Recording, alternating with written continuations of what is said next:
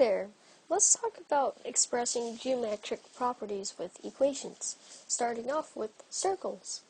Now, you see the circle, let's talk about some of its properties. So let's say this is the center of a circle, and we have a line.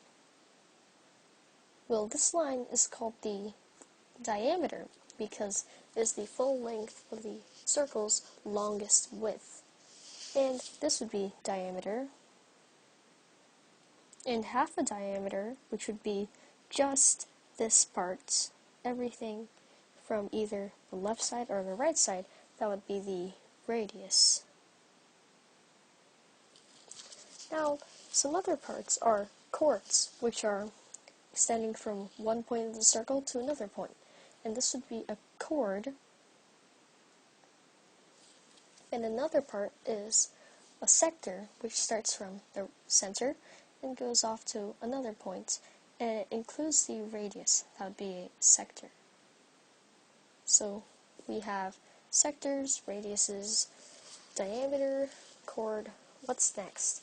Well, there's also an arc, which is the distance of the outer part of the circle for a sector.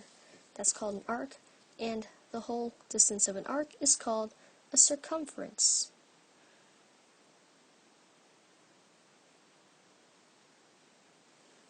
Alright, now that we know that a little better, let's talk about how to find the formula of a circle.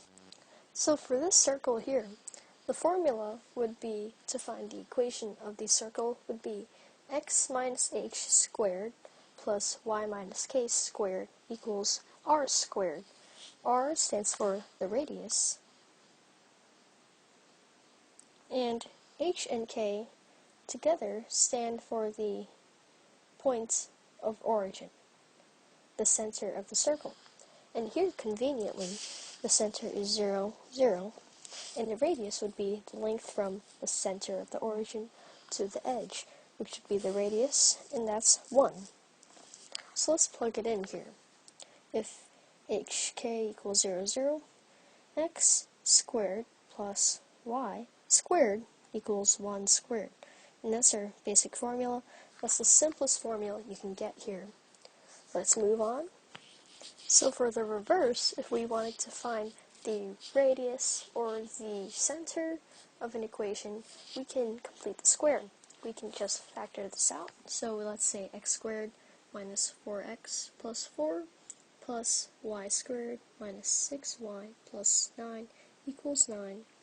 If we reduce this, we would get x squared 4x plus 4 plus y squared minus 6y plus 9 equals 9, and we would get 13, 9, so negative 4 x squared minus 4x plus y squared minus 6y equals negative 5. I'm sorry, negative 4. And what we do is complete the square here. So to complete the square, we would find what makes the square complete. So for here, we would have plus 4, and here we would have plus 9, because 4 and 6 are 2 and 3 respectively. So we would have to add plus 4 and plus 9. So x minus 2 squared plus y minus 3 squared equals 9. And that's how you decrypt the formula and rewrite it. But we know that the vertex, or the center, would be 2 and 3, because we just simply do the reverse of each to get the center. And the radius would be what it's equal to and the square root of it. So that would be 3. So going back to circles, let's talk about the similarity of circles. Well, circles are all similar to each other. Well, why is that? It's because they all start at a certain point, at the center of a circle. And every circle starts in the same center, but it's shifted somewhere, or it's moved up or down, upside down, but you can't tell because it's a circle, of course. But they all have a center, and the only reason why it gets bigger is because it's dilated by a certain factor.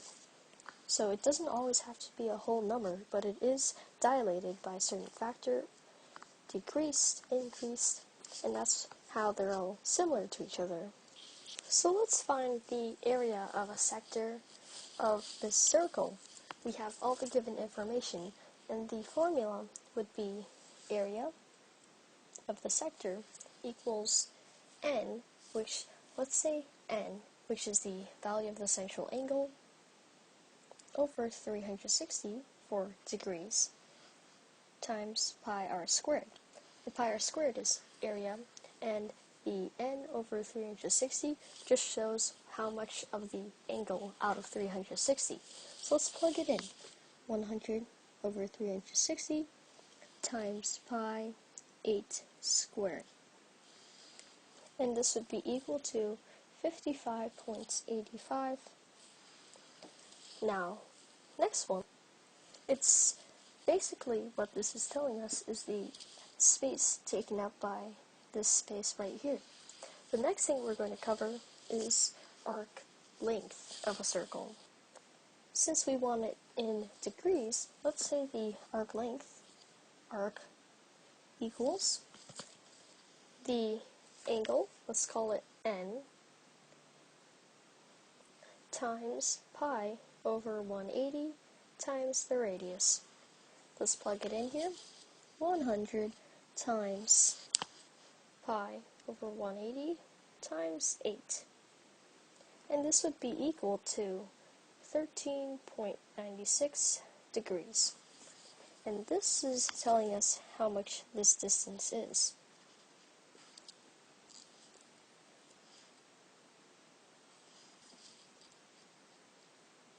Some equations you'll have to know are the equations for ellipses, which is x minus h squared over a squared plus y minus k squared over bx equals 1. And this is for an ellipse, which looks kind of like an oval. And the next one is a hyperbola,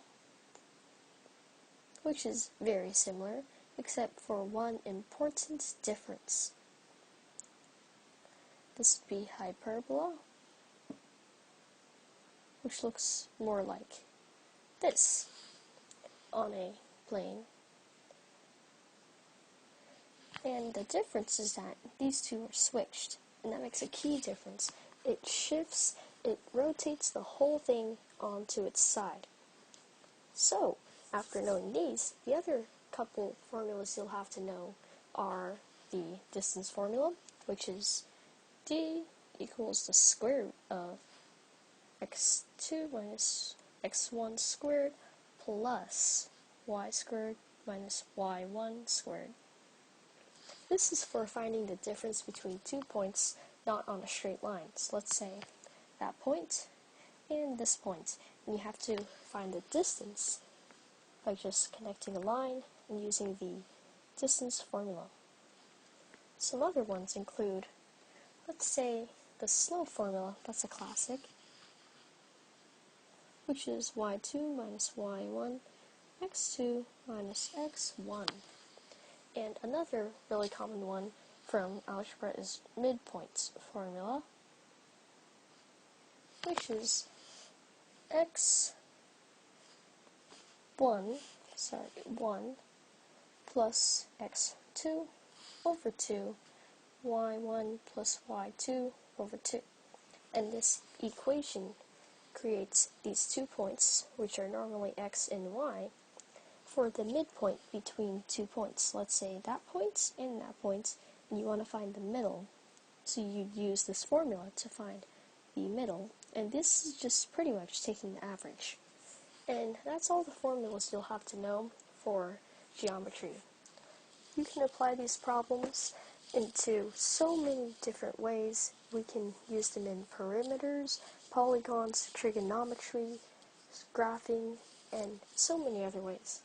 So thank you for watching, and this has been provided to you by SATFreepractice.com.